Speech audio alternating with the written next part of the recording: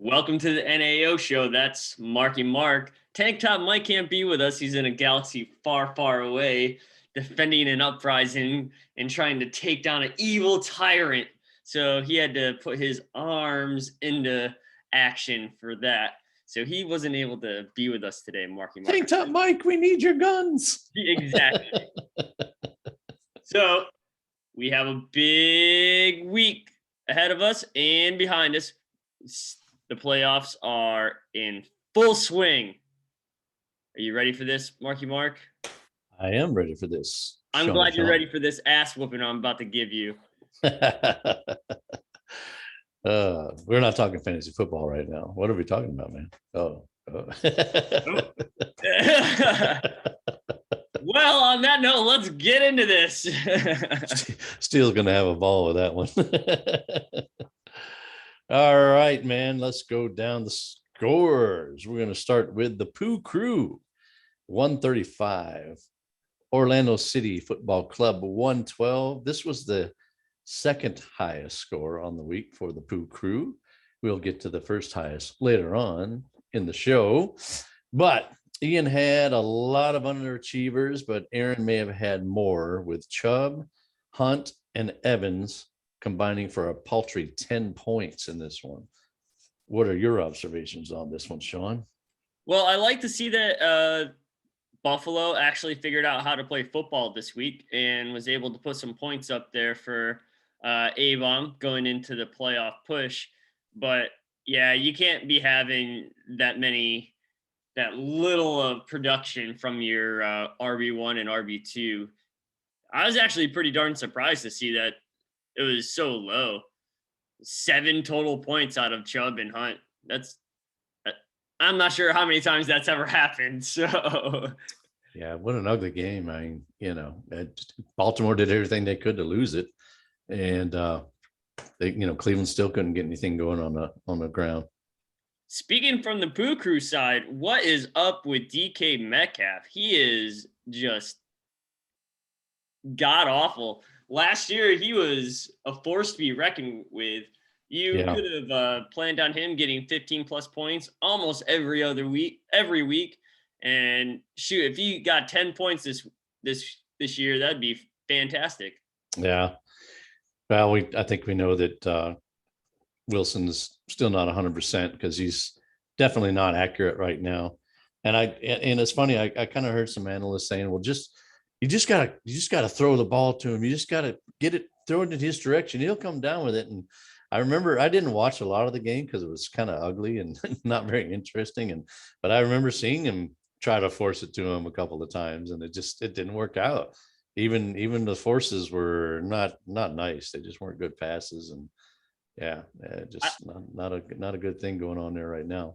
Yeah, I heard an analysis where just on that point where Wilson was trying to force the ball in there, but sailing it like 10 yards over the guy's head. So yeah, he's got to be something to do with that finger. Yeah, he's more of their deep threat. You can see that he got a few into Lockett on some of those intermediate, but it seems like the longer the pass is, the less accurate it is. So it's just not pretty right now. And I don't know, Wilson just doesn't look happy to be there. And I think Seattle's in for a full house cleaning. I think it's not going to look anywhere the same next year as it does this year.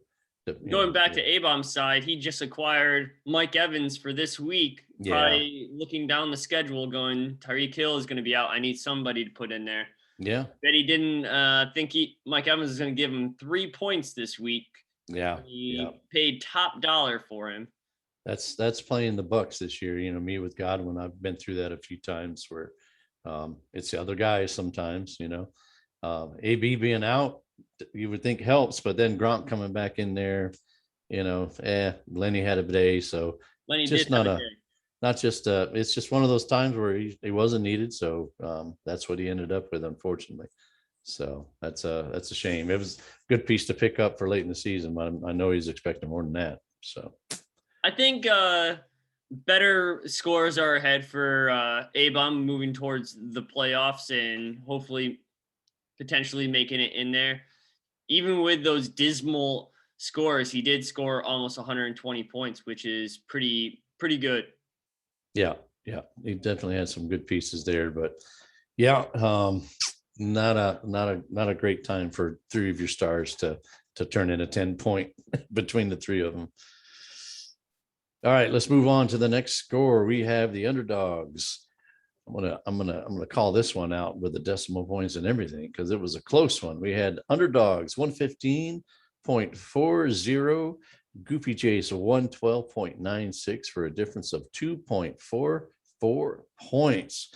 So the underdogs lost CMC again, but they managed to get just enough to squeak by Goofy and likely end his chances for the playoffs. What do you think, buddy? I think the DBs are really fighting the injury bug, probably a little more than the next guy. But True. what shocked me when I was looking at these scores was actually Jalen Hurts. Jalen Hurts' scores in the last few weeks have been fantastic. He had 16, 18, and 30 in the last 3 weeks. He's actually quarterback 2 right now and Yeah, second yeah. overall in points. And he came out and only threw out a 7-banger. Yeah. You're going to have that when you throw 3 interceptions. Yeah. He had a very poor game, very poor game. They're running the ball more. Of course, in 1 week that meant that they got it down to the goal line and he took it in, so he sniped guys like Miles Sanders, who some people play every once in a while, but yeah, it was just a bad game for him. One of those ugly division games, I think, Yeah. sometimes that's how it shakes out in those games. You got to watch out for those divisional games because you never know exactly how the teams are going to react. And it could just be a complete out of the norm type thing for the players. Yeah. Yeah. The Baltimore, Cleveland was another one in division, pretty ugly game. Not a lot of fantasy points coming out. And the Philly Giants game was the same. Well, Goofy Jace has to be happy to have Cordell Patterson back. He threw up a whopping 26 points for him. Yeah. Looking over at the DB side, that AJ Brown loss is really hurting him. Yeah. Yeah. You got to put him in when he's healthy, but he's been killing people this year. He was considered a top 5 in ADP this year, and he has not lived up to that. Not his fault totally. It's the injuries more than anything. Henry going down, of course, changes the dynamic there. But wow, what a disappointment for consensus 5 ADP guy not putting up those kind of numbers at all. Well, there is a golden lining to this cloud. All right. They just acquired Darnell Mooney, and he put up 15 points. Yeah. A pretty good point for a wide receiver, and they could use all the points at wide receiver they can get right now. And I bet Ian's going, why wasn't he doing that when he was on my team? Come on. Well, no A-Rob. Of course, they've got him on the bench, so I guess Darnell was somebody to help cover for A-Rob. Yeah, he's kind of the last man standing there, and he is good. Definitely is good. So they're finally figuring out that, hey, we got a dude that we can get the ball to. This guy's not too bad, So yeah, that's that was one, like I said, that was a golden lining to the cloud. I don't know, I guess it was so good it was golden, it wasn't silver lining. So hey, nice, man. I like it. You elevated Darnell Mooney's I'm status here to elevate. Nice. Yeah, Darnell appreciates it, I'm sure. All right, anything else before we move on to the next one? Let's roll. We'll go on to the next score, which is Silly Dilly 119, Tank Top Mike 103. So Mike has Mahomes on bye. He's got Swift with an early injury, and Dylan with a well-connected uncle who gifted him 4 TDs and win number 8. That's basically the story in this one, Sean. Anything that I missed there? Well, if I say that I was not watching this matchup intently throughout the week, I would be lying. Playoff Lenny came out, showed his beautiful, beautiful face, against the Indianapolis Colts, and Indianapolis Colts thought they were going to go and have JT and run on Tampa Bay, and they're like, no, no, no, no, no, no. We're going to show you that we have playoff Lenny, and we're going to unleash the beast. Yeah. To the demise of our proud co-host, Tank Top Mike. It was when Swift went down, I was watching this. Swift went down, and I said, oh no, here it comes. Yeah. Yeah. And I was trying to kid myself. I was like, come on, Mike, you still got it. Let's go. Yeah. Yeah, he's having a roll with Tua, who had a decent game, but didn't have to do a lot to put points up like he's used to getting from Mahomes. I'll give Mike credit because I thought he should start Garoppolo, but man, that turned out, he only had a couple points more than Garoppolo, but at least he picked the higher scoring quarterback. Tough week to have Mahomes out with what happened with his backup quarterbacks there. Yeah, he definitely made the right call. I actually would have thought having Debo and Ayuk in their passing game from the backfield, that Jimmy G would have been my play too, just because they had more weapons. Yeah. But he went with his gut and he made the right call. And yeah, he did. I mean, San Francisco put up 34 points and Jimmy G had 11, 12 points out of the whole deal, Jimmy G had 11 points. Yeah. Yeah. So yeah, he made the right call there technically, but it was still not what he's used to getting out of Mahomes. So Cooper Kupp was kind of down too. This because I've been an anti-OBJ guy for the last 2 years. Yeah. Yeah. But you may not have heard, but OBJ hit the end zone. He went to pay dirt, finally got a touchdown in the last 2 years. Yeah. And 16 points for silly dilly over here. Yeah. And, Van Jefferson scored on his bench. He had a pretty good day too. And at first I thought, oh, wow, man, Dylan's got everything rolling today, but he didn't have him in.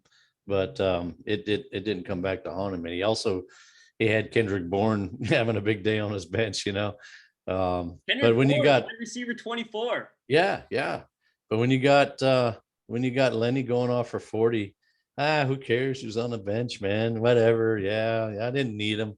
Dilly Dilly's looking. Hey, I knocked off the top dog. Yeah. Playoff Lenny over here. So probably the win he wanted the most this season too. If we could corner him and get him to tell the truth, he'd probably say, yeah, that's the one I wanted more than anything. So he gets that elusive 8th win, but we'll talk about that later. I don't want to go into that right now. We'll talk about that a little bit later.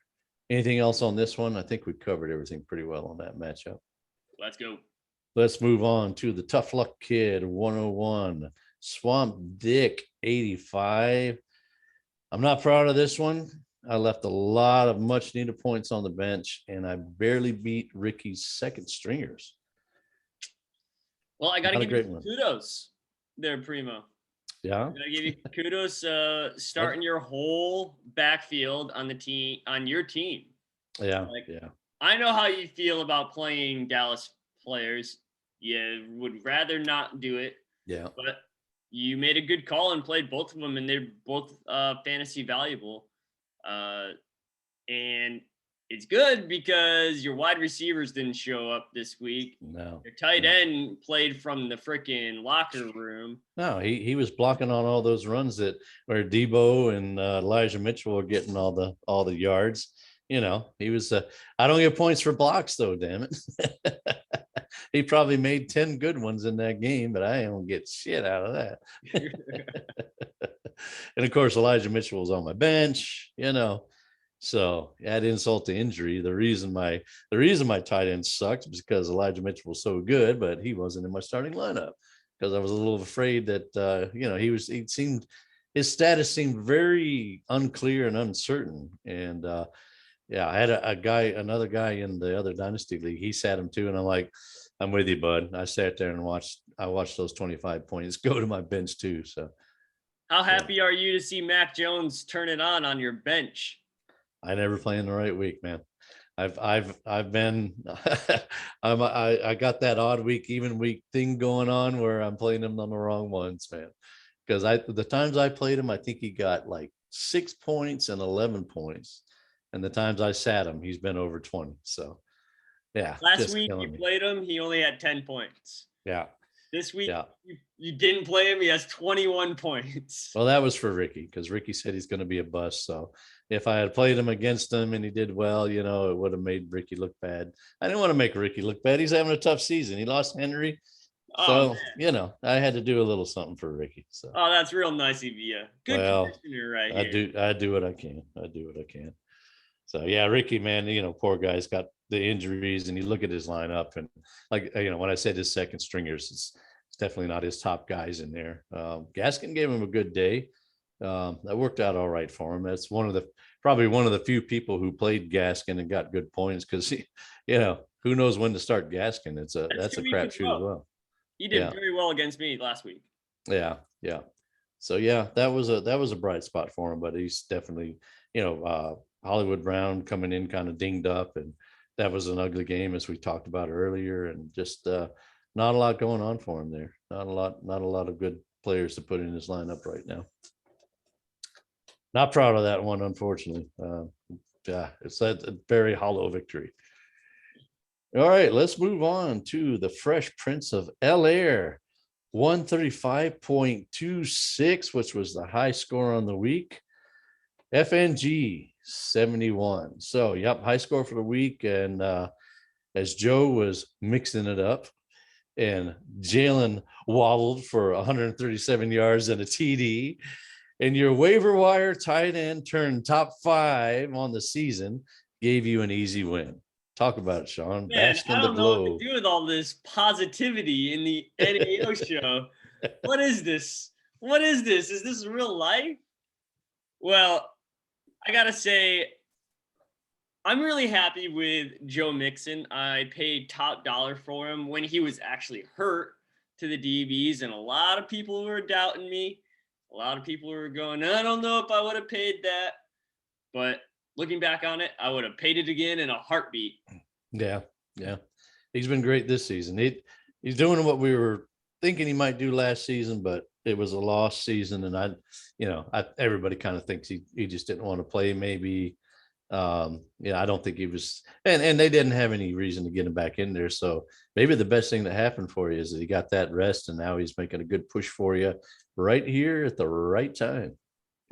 Interesting fact: Melvin Gordon is running back 19. He had a long week for me this week, but I think brighter days are ahead. Yeah, it's still a timeshare there, man. Gordon still good enough, still relevant, and he's taking time away from Javonte. He'll be the number one down the line, of course, but right now I'd keep playing them both. They got a good 1-2 punch there. They're both producing. Between the two of them, it'd be interesting to see where they stand. I'm sure they're a tight end, or a running back one. If you combine their stats. Definitely. Yeah. I think it's one of those weird offenses that's kind of becoming the norm in the NFL, where you have 2 running backs that are putting up points. I mean, yeah. You look at if they're a run heavy team and they do everything from the run, kind of like what Cleveland has been doing for the last few years. Yeah. Both those running backs can get solid work and put up some good flex, even top position numbers. In their case, they're interchangeable. They're probably more like Pollard and Zeke than they are Chubb and Hunt. They're kind of interchangeable. They can both catch the ball, and you just never know which one's going to get the big play or the touchdown week to week. But there's always fresh legs there, and it's Denver not having the best passing attack in the league. It certainly helps them to stay competitive with a good defense and a good run game. So yeah, it's looking good, but yeah, it's tough to know.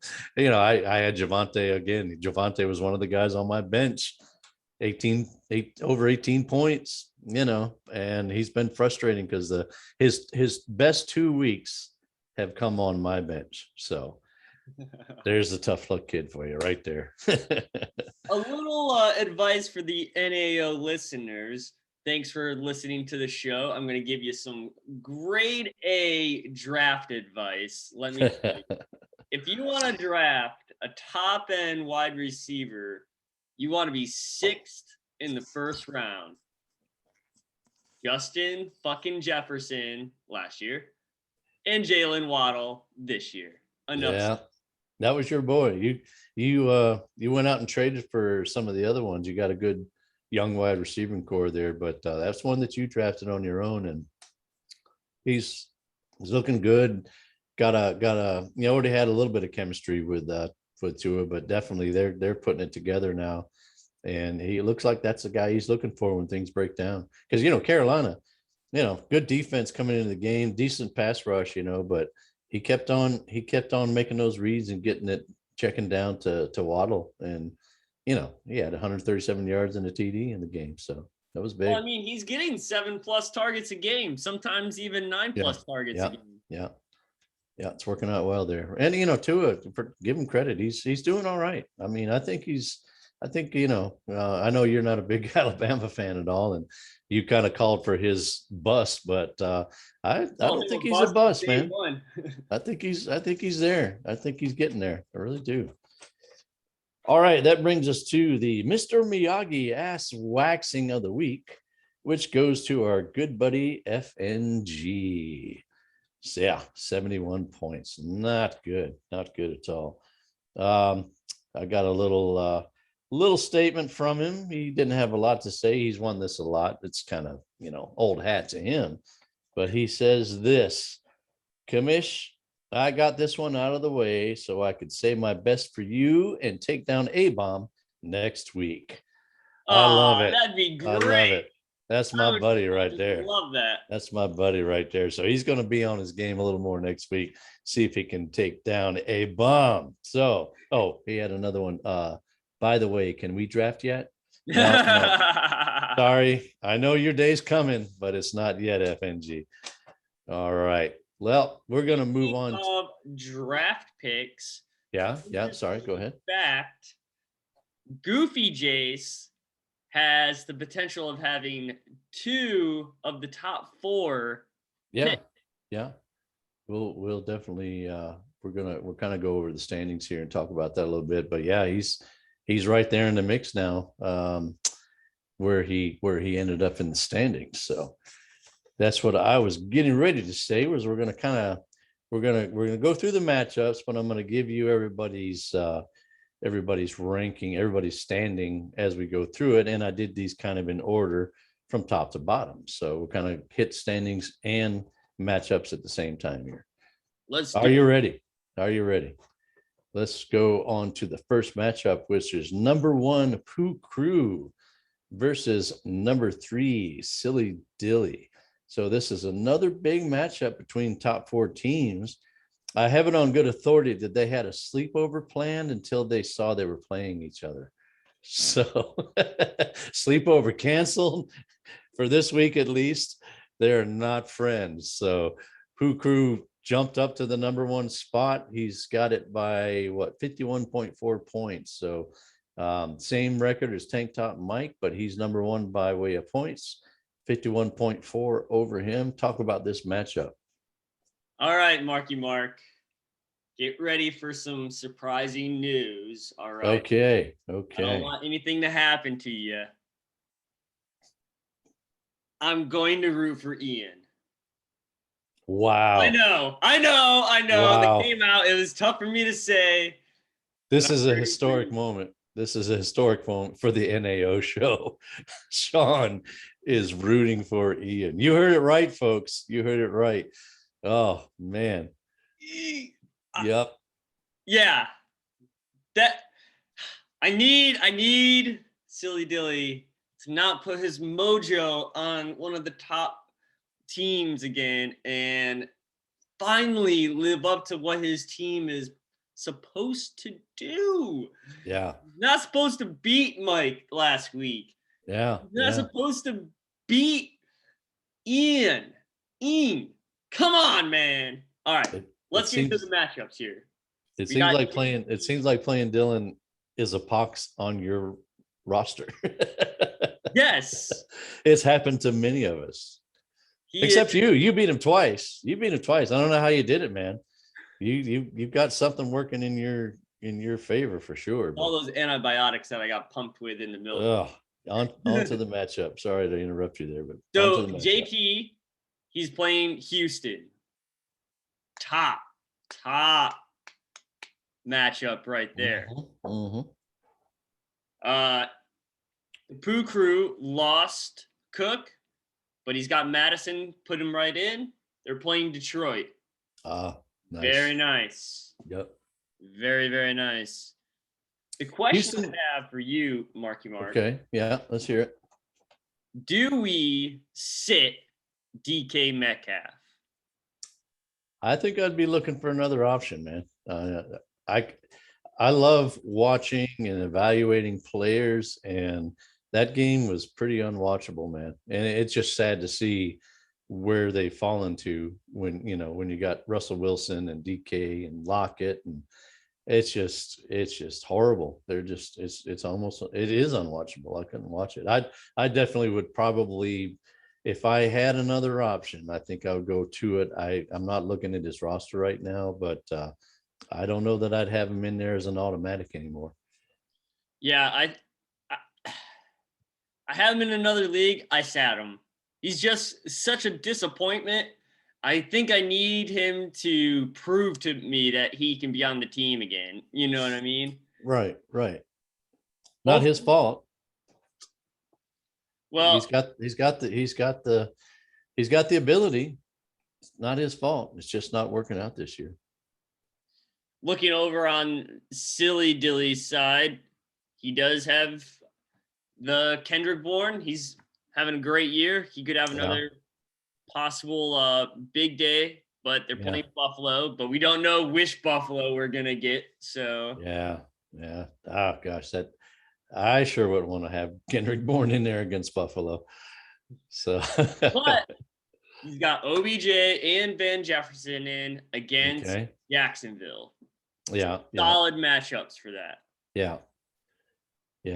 That's one of those though where you think, okay, everybody's going to smash, but they might just run the ball and call it a day. And maybe I got the best guy in Darrell Henderson if his quad is okay to go, but it's still, it is good matchup. But I can take Henderson too.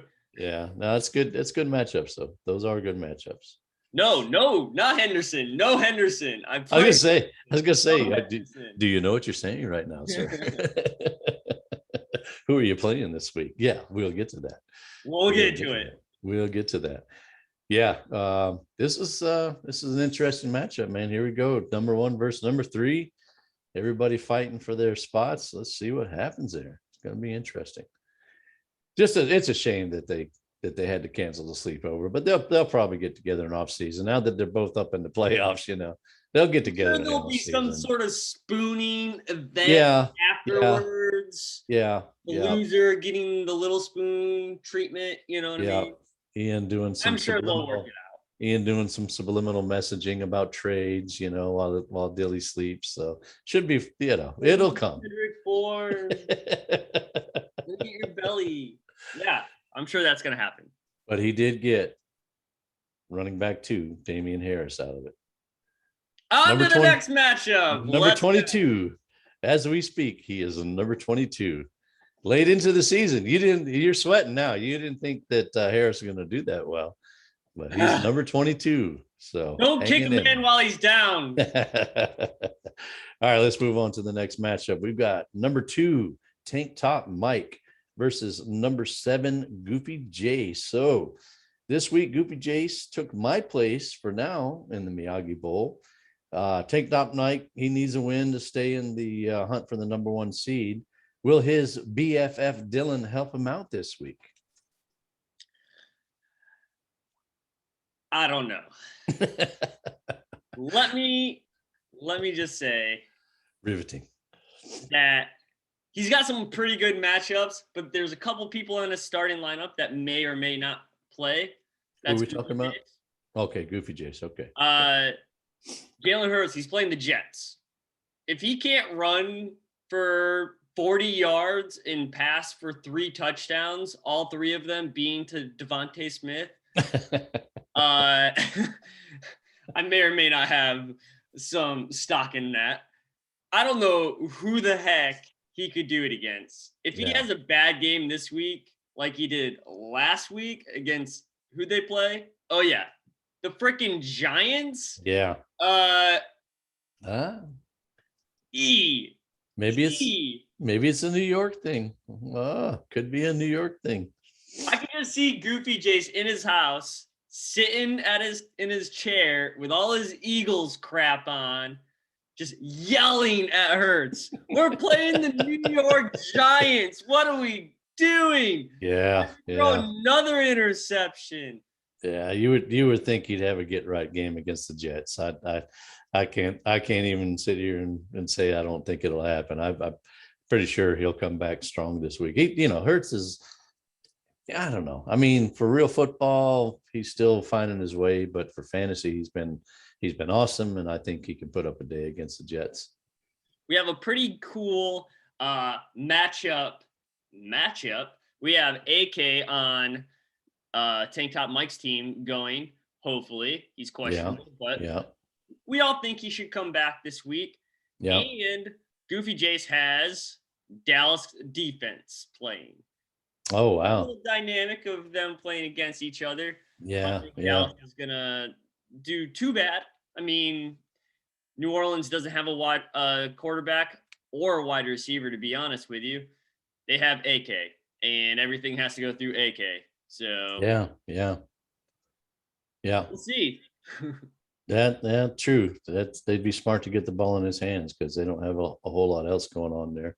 I mean, Callaway, Traquan, not bad guys, but inconsistent. There's just no consistency in that offense. So maybe AK will give him something. We'll have to see what kind of shape AK is in coming back. So yeah, I'm sure.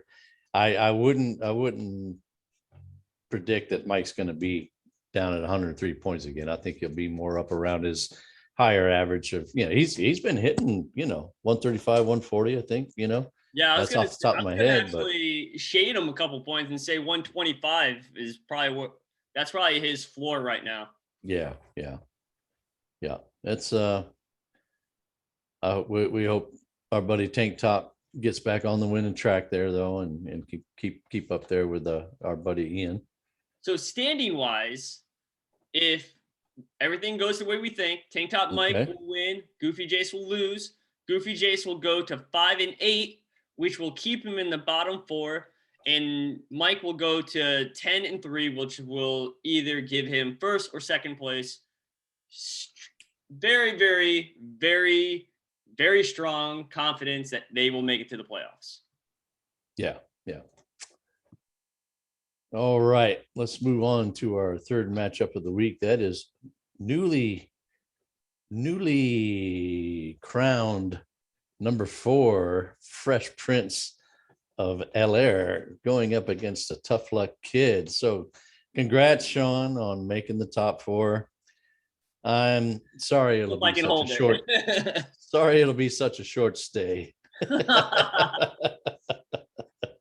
You got there only to go backwards. It's a shame, but revel in it while you can.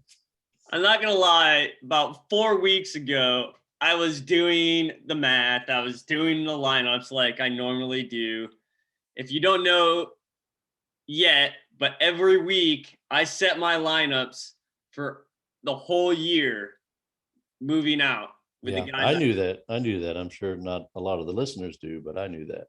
Every week I set my lineups. I've been looking towards this matchup for a long time because I was like, I hope it doesn't come down to week 13. I hope I have my magical 8 wins by week 13. No, that couldn't have happened.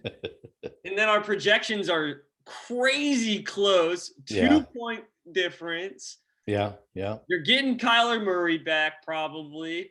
Yeah, not sure yet. Well, they don't sound as optimistic as I'd like him to sound right now, but he should by the if you look at the injury algorithms, he should be back. And maybe it's a little gamesmanship. Oh, we don't know if he's going to be back, and maybe keep the other team hanging. So I'm hoping he's going to be back.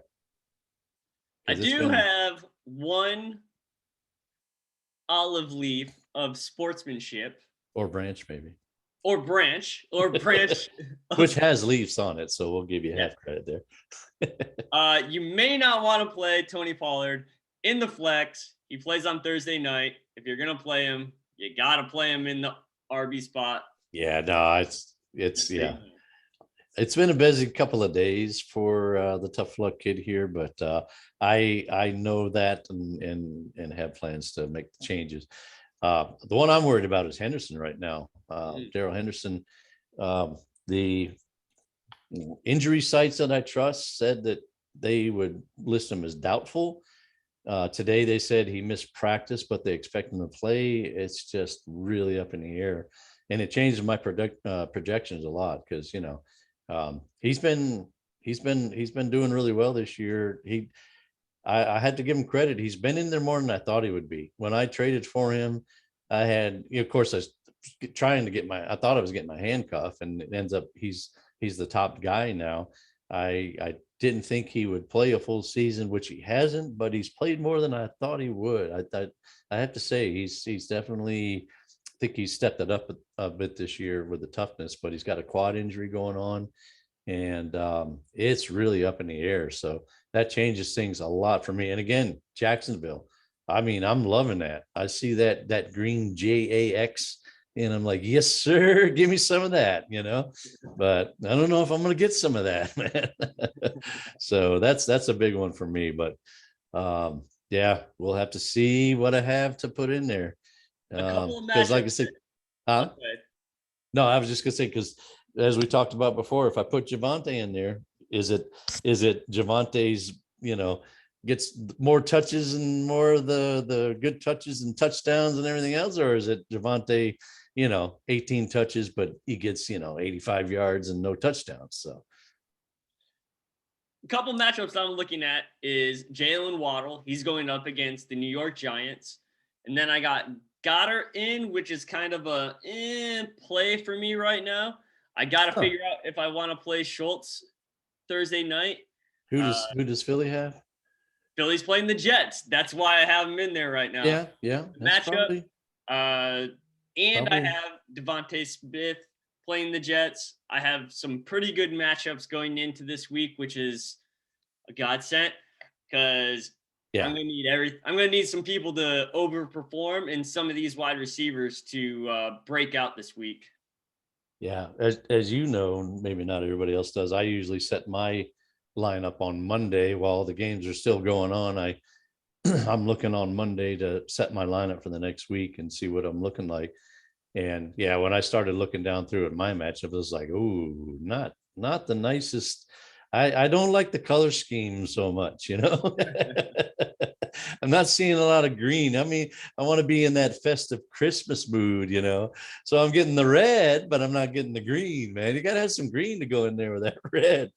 So So standings ramifications for this matchup. yeah. If I were to win, that would put me at 8-5. I would potentially be at the same ranking as Silly Dilly because Silly Dilly right now is 8-4.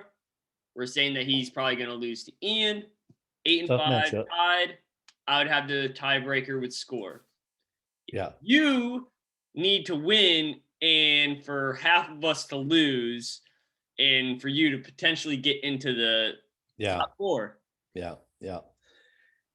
That's I've got to win out, of course, and I need some help. So come on, FNG. I love you, buddy. I love you. Nice little message you gave me there for the Miyagi acceptance. Yeah, I may or may not be going by FNG's cubicle a lot this week to see how he's doing how's with that his lineup? Yeah. You got Boston Scott in there yet? Come on, man. You got to start Boston. Miles is out, maybe. You got to start Boston, man. Don't put him on the bench, dang it.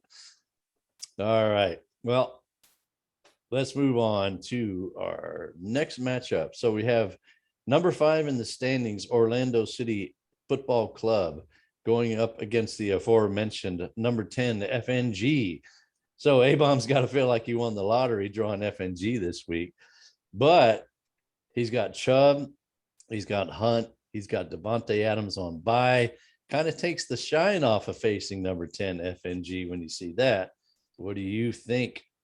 Yeah, it's not the best time for Cleveland to go on by when your best next running backs are Sony Michel and Alex Collins.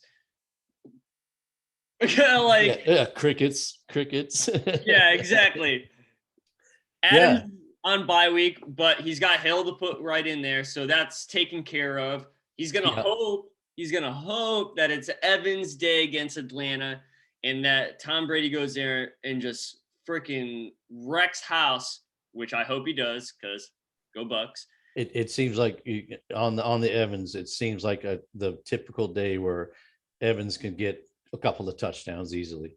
Just Yeah, hit he him in. need 4 or Yeah, 5 targets with 2 touchdowns. yeah, he'd be the red zone guy, and it could the game script could certainly dictate that. Something to keep an eye on is Buffalo versus New England. He's got Buffalo defense. Good point. That could be a trap game right there.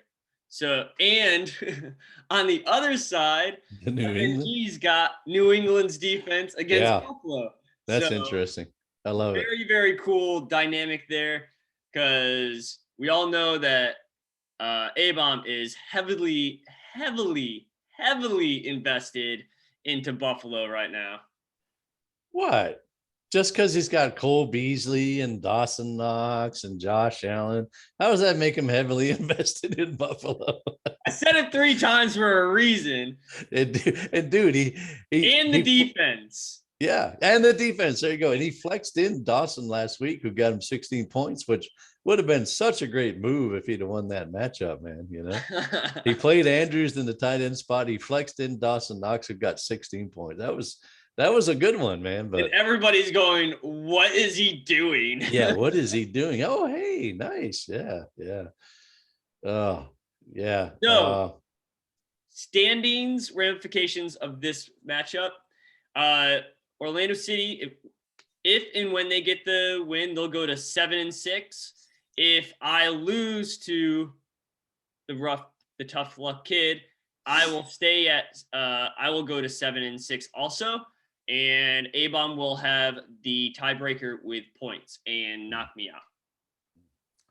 Yeah, big time matchups. Those last two, definitely.